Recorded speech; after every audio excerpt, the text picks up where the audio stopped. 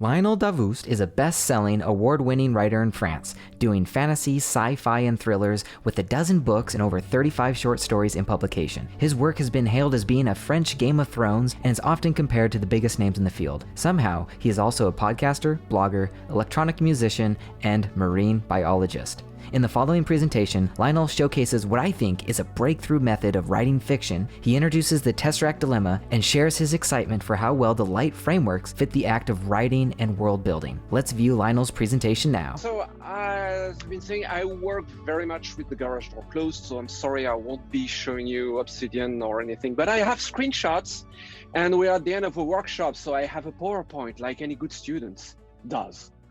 So hopefully this is going to be entertaining. Nick, as I've been saying, I'm going to try and watch the time, but I can be very talkative, so by all means, shut me up. For a living, I make a living basically selling entertaining lies and hopefully spreading them as much as I can. So I write fiction. I write mostly science fiction and fantasy, and I write big books. The latest one is almost 1,000 pages long, and the problem is also that I'm building mostly a big world, which is mostly the things you see in the background. And I'm writing this big saga at the time, but I have other things which are happening in other times and other places. And everything kind of ties to something else, which is beginning to be a little too much for my poor small head. Also, what I've been doing and trying my hand at is working on building book 5 in the series I'm working on, which is the one in the background, using the LYT frameworks and to see how this would work. Spoiler alert, it works very well. So I'm trying to build that book and also getting some order into my notes, because I am really feeling that at this point in time, I will have finished that series of 5 books. I have other short stories and 3 other books in the same world. I can't hold everything in my head anymore, and I need to put some sanity into this as much as can be. So yeah, also this saga in itself has a lot of intricate elements going everywhere. I have like 6 to 8 main characters per book, which makes tracking everything pretty much insane. The problem basically with fiction is what I call the Tesseract Dilemma. I'm currently working on also on a short essay about writing fiction for young writers. And the Tesseract is basically it's a hyperdimensional cube. A cube works in 3 dimensions. A Tesseract is like the same thing, but with 4 dimensions, which you cannot represent on paper. And fiction kind of works this way. You are reading sentence after sentence a story, and the writer's job is to create a multi-dimensional theater of characters, moods, emotion, smells, views in your head, which is basically trying to fit a multi-dimensional construct into something which has only 1 dimension, which is reading 1 sentence after one another, which is the hard thing to do. And I really face that as I'm writing this essay on writing, which is insanely simple to write because I only follow 1 thread of reasoning. Fiction is a lot harder. So on the side is my little thing you might have seen on the forums, which basically describes how fiction writing works. The light bulb basically means you have ideas, and these ideas, as you refine them and go through them, build a hypothesis, which is the meaning of the arrow. Like, for instance, you have a few ideas coming to a character, and that kind of creates this idea of the character. And then you start writing the things that you have written, start imprinting even stronger hypothesis on the work you're doing. Like, for instance, if your character doesn't like cake in chapter 1, he cannot not like cake in chapter 5, which is the meaning of the exclamation mark. And this kind of builds a circle that feeds on itself as slowly the story gets its own momentum. And I'm not inventing anything here. Basically, Aristotle said it before everyone else, as with many things. And as you go, the tricky thing in fiction, I think, is that identifying the hard questions, which is the red question mark, which are the questions that are kind of blocking your way, the difficult things you have to answer in order to move forward. Like I have to write a scene. Where does it take place? What's the goal? What's the aim? What do my characters want, etc. And harder thing usually is to identify those questions. As Kim Robinson, if I remember correctly, said, creativity is not about finding the answers, but identifying the questions. And basically, writing the first draft is just identifying the questions. Once you have the first draft done, you have an answer, and then you can make the answer as best as you can. And that's the rewriting process. So in writing, the questions I always strive to come back to is what do I know and what do I want? Which is basically what do I need to be writing the damn thing? Because exploring is all well and fun, but I need to produce a story if I want to eat. With that in mind, I've been trying to build, these were my workflows. And with that in mind, I've been trying to build a book with the LYT frameworks. And what I found is that it's very easy to just jot down random ideas in separate atomic notes. Like I have an idea for a scene, I have just an idea also for a punchline, for something that could just happen. It's very easy to just write that down in Obsidian in a designated folder. And then it's also very easy to track things into maps of contents, like for instance, things for a character. The random bits and pieces can become its own map of content, which is a character, a story arc, things about the world. Everything kind of builds itself. And it's exactly what Nick said about the idea emergence. It really, really spoke deeply to me because it was basically explaining what I had been struggling to formulate all my writing career. So choices and decisions emerge, which lays the groundwork for further development. And what is amazing is that it's simply impossible to not have any ideas doing this. At first, when I started working on this at the very beginning of the workshop, I just said, well, you know what? I'm just going to get all the random notes I've written for this book in Scrivener, and I'm just going to inventory them in Obsidian and see how this works, following in a very, like a pupil at school, following the framework. And from the very beginning, it was impossible to just not start building upon those things from like an hour in. And I was like, oh, this is not only this amazing, but this is effortless and fun. And I almost feel guilty. And what is also amazing is that I find that clearly identifying the unknown parts of a project, I think it works for writing, but it kind of works for everything creative, I think. It is amazingly liberating and calming because it's like putting a pin on a question and saying, yes, I have to figure that out. But it's clearly identified. It's clearly like a part of the graph that can grow in its own time. And I don't have that question in my head. I know it's there. I know it's identified, and I can just come to it as it when I want to and as it wants. So I promised a few screenshots. So this was my graph, my Obsidian graph, like a week ago. It's funny because it's already grown way beyond that. But there are three basic ensembles, and the big blue one, which is really, really intricate, is the book in forming. The orange one is my main little gas and under construction.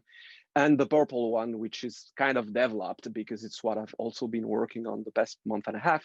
It's my light workshop notes, comments, and observations, which are more like source or literature notes, which will be refined at some point into the main Zettelkasten. I found what it was interesting compared to everything is that the map corresponding to the book is so intensely and intricately linked, which kind of makes sense because in a story, everything depends on everything else. I talked to Nick about this, but if you've seen the old movie, The Abyss, at the end, there's this huge alien platform rising from the sea bottom. And writing a book is very much like this.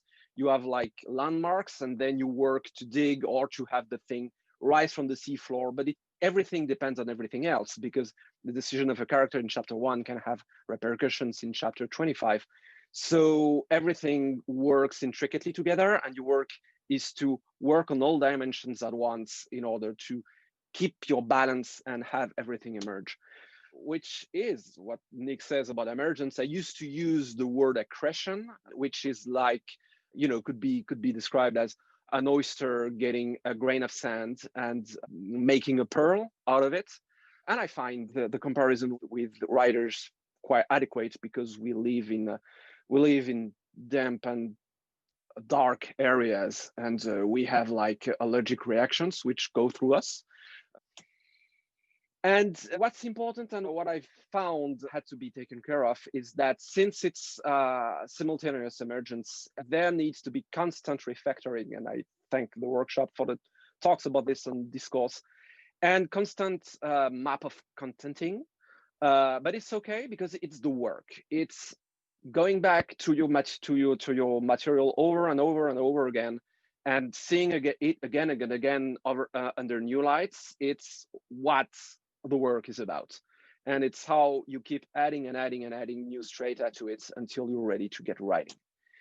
What I found also was that block references are very handy, but since there's a lot of refactoring going on, I started overusing them, and it really slowed down the refactoring process. So I found that it's easier to make new notes and to embed those notes rather than use block references, because when you do new notes, you can just rename them very easily, which happens a lot if you refactor stuff.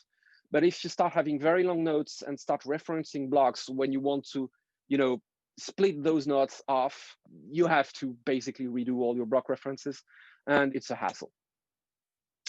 So just a screenshot of a few of the notes which are happening inside the novel.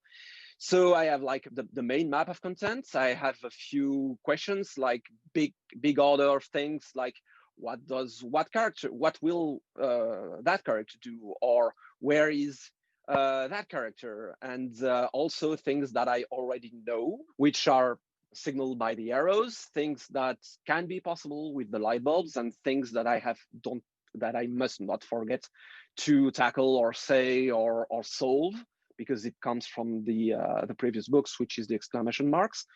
What's important is that anything can become a map of content.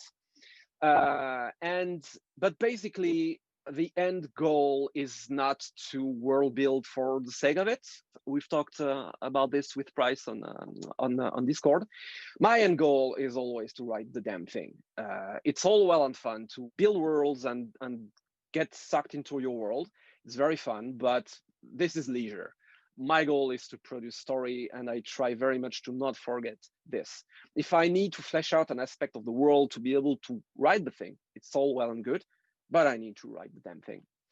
So what's also, I heavily use emoji in my file names, and it's also interesting because anything that's an emoji kind of signals a jumping point. I can think, well, I'm going to solve, what question do I want to solve? This, yeah, I feel like going through this. And also I have the top level maps of contents which can help us jump in points. And slowly, basically, questions meet ideas and turn into hypotheses, and this is how the story structure is built. And since I'm working with a very big world, I already know that I need, at the very end of the project, I will need to go through all of this to transfer the material which has kind of become canon, which is published, into a separate area of my Obsidian Vault, where I have the same kind of structure, but operates at the level of the world itself and the whole franchise, so to speak. So here I have the main map of content for the book itself. So it's in French, but at the beginning I'm like, yeah, what my priorities are. I have also another maps of content, which is the characters themselves, how I am building the thing, where are the main questions, also what I want, which is what are the themes, what's the atmosphere, what I'm looking for, what I'm trying to read there, and notes on world building. So the idea really is to remember what I want from this, because the story kind of takes a life on itself, but it's a collaborative work between me and my unconscious, or the mystery, or the muse, whatever you want to put behind that. I federate the small questions into higher level questions, which are also maps of content. And the big idea of this is to understand the order of the answers. I have like this big unknown, and where do I need to tackle things? Where do the first answer come from? And also, but it's also very fluid, and it enables me to tackle the book not through plot, or not through characters, or not through the world, but through anything, depending on the need or the feel. Sometimes the plot takes precedence for writing a scene. Sometimes it's more an atmospheric and a breathing scene, and it's the characters. Sometimes it's related to my whole project with this world, and then I will have to tackle things through the world. I have not a lot of PKM folders at the moment. I have basically the daily notes. I have workshops, which where the project of the book and future books live. And I have also the light kit, the light workshop, and also I have my two main worlds, which are like also big workshops, but they're important enough that they need their own areas, and but everything can be linked. As I'm working on the book 5 of the series, there's a lot of links going to the areas with the world itself, and lots of back and forth. And I'll be in the 2 years, I'll be working on a third big science fiction world. So this is where it's going to live as well. I'm using daily notes as inspired by Nick and some of you for journaling and seeing concepts emerge slowly. The workshops are for projects in active development, and universes for sustained world building and story ideas that might become short stories or worlds or insane 5-book-long sagas. I do not have a home note yet because it's not earned, and I don't feel the need for it at the moment. The moment I feel like everything has to still coalesce together. So the high order maps of content in the Zettelkasten and gravitate freely. I very much know what I'm putting in my system, so a quick search and a few keyboard maestro macros enable me to find stuff very easily at the moment. And when it's not going to work anymore, I'm going to gravitate towards a home note. As I'm still thinking a lot about processing newness, because my job is very peculiar in the way that anything can become story fodder, anything that comes my way, which is just random, can become an interesting thing, which can inspire me to develop a theme or something for a story. So I have a very, very clear separation. I'm a big GTD proponent, so I have very clear separation between tasks, which I use OmniFocus for, and my notes, where OmniFocus, which are divided between the one thing for source material and Obsidian for notes. My inputs go from everywhere: Instapaper, drafts, YouTube, my podcast, and everything. And it's more or less the reason why I have this folder structure on the right, which is priority things, which is things I really, really need to read or to process. Should, which is things I know I should kind of get into, but it's not urgent. Fun, which is just purely for fun purposes, cat videos and the like. And the Zettelkasten candidates, which is material I know that I can extract thoughts and insights from. And also I have what I call idea Netflix, which is the whole rest. Netflix, you're not supposed to watch everything on this. And this is, I still fall into kind of a collector's fallacy, but I very much know this is like Netflix. I just click whatever passes. And if it disappears tomorrow, I won't be sad. It's just, open this, just dive into something and see where it goes. And if it's uninteresting, it's very quickly deleted and no matter. It's really like, turning on the TV or turning on Netflix, but in a productive way. And as the noisy area, to go back to Nick's terminology, I'm using drafts as the holding place of ideas and Obsidian as the place of truth. And it's incredibly freeing, and light works wonders for friction. So that's a screenshot for the book currently being built. Fiction and art is all about emergence. So of course this works very well, and it's very easy to. It's amazing to have that very fluid structure where everything can influence anything. And leaks and maps of content reflect that. And it's really, really easy to reconfigure and just refactor on the fly. And because the understanding of a writer evolves all the time, so refactoring is built-in fluidity. And this works amazingly well and with almost no effort, or at least no overhead. I mean, the only effort is just about thinking, which is what you want. Also, it's very easy to deprecate notes or branches, ideas that are not welcome or that are not good anymore or that I don't think are valuable. I can just deprecate them very easily, but not in using the computer term, but not losing them simply by reconfiguring the links. I have already a holding area for deprecated areas, deprecated ideas, or things that I just don't think are really working. But I have them. I know I can get back to them. I know that if there's something to refactor and salvage, it's always possible. And yeah, emojis for the win. Well, that's it. Thank you for watching. All right. Nice job, Lionel. Round of applause. Woo! Yeah, no, this is great. I think there are a lot of different areas we can jump into, and thanks for showing that. I know it's you put that all together because the garage door is closed, as it should be for you, and so for you to go to the effort to put together that presentation, I think we're all enriched for it. So just wanted to thank you for that. Thank you. Yeah.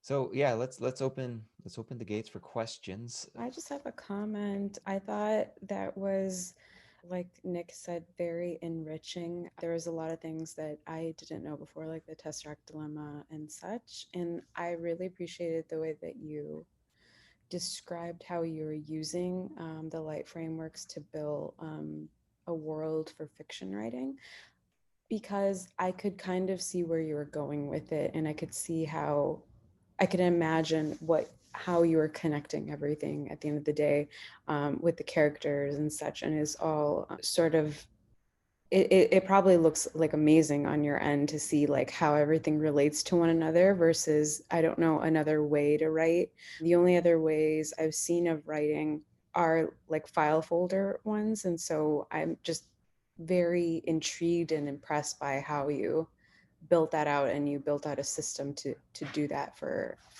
fiction writing. I'm kind of excited to see if I can maybe like replicate something like that for a very short story. Thank you. And well, also thank you everyone, and thank you, Nick, and thank you for the discussions. I used to work a lot with files and folders because that pretty much was all we had. Even though Scrivener does wiki linking, it's a little cumbersome to use. So I only ever used it when it was really relevant. So I was working with files and folders, and it was horribly messy, and it needed a lot of work and also anxiety, because I can share this on the top of my desk. I have words from Elizabeth George, which I have. Which are taken from her old journals, and it goes this way. The writing, I'm scared. I have so much work to do. I'm feeling afraid. I'm feeling as if I don't have an adequate handle of on the story. That's the truth. I don't. But what I'm going to do with this, I'm going to move the novel forward by 5 pages every day. And I honestly don't know a writer who doesn't feel like this. And because it really feels like we never have an adequate handle on the story, which is kind of normal to some extent because it's creativity and we don't really fully know where we're going. But I always thought, gosh, would there finally be a way to just have everything in my head a little more? But files and folders doesn't give you that overview. While LYT Frameworks, it's really been tremendously liberating because it encompasses the unknown, and it's really, really relaxing, and it's amazing to be able to work on this without stress. Maybe also I'm saying this because my deadline is over a year away, but so talk to me again in 10 months. We'll see how this goes. Other questions? Yeah, Mike. I have 3 things. First of all, I'd like to just say how grateful I am, Lionel, that you've been a part of the workshop and for lowering the garage door and let us into your thinking and your note-making system. I just can't tell you how much I appreciate what you've contributed to the workshop and letting us listen to you think. It's been wonderful. It's been a wonderful experience. The second thing is I got 2 things from your presentation. One is a big part of what you do is you trust the process. And I think that's amazing because oftentimes when making my own notes, I get lost worrying about whether I'm trusting the process or getting to the point where I trust the process. You seem to have a good flow for where things go, how things arrange. It's just quite wonderful. The other thing that I saw is that you have an overreaching goal and purpose to write the damn thing. And I think for my own personal note-making system, I've been sort of lost there, not really having an overreaching goal other than to make good notes. And that's a little vague. And I think having an overreaching goal like that might be very beneficial, especially to me. So thank you very much for sharing your insights. And it's been great to actually interact with you. Thank you. Thank you very much, Mike. I'm very, very moved. Thank you. Lionel's 1,000-page novels speak for themselves. He can write. But more than that, what he just presented has the potential to dramatically impact a wave of future writers, novelists, and world builders. Mark those words, and let's see where the world of linked-based writers is 5 years from today. As always, there are a lot more of these inspiring tours I hope to showcase because they show how personal the process of thinking and growing ideas can be. If you enjoyed this, you know what to do. Share this gem, share it on Twitter, share it with your writing friends, and of course, subscribe and like if you haven't already. Also, comment below. And until next time, stay connected.